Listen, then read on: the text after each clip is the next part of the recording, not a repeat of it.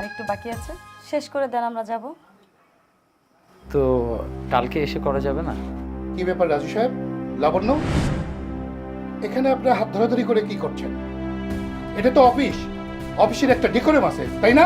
না স্যার, ওই আমরা অফিসের একটা বিষয় নিয়ে আমরা ডিসকাস করতেছিলাম। বাহ, চমৎকার।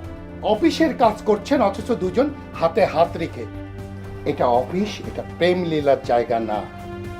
আর আমি এসব কখনোই বরদাস্ত করব না। জি স্যার, মানে আসলে স্যার অফিসের কিছু কাজ নিয়ে কথা বলছিলাম। I C.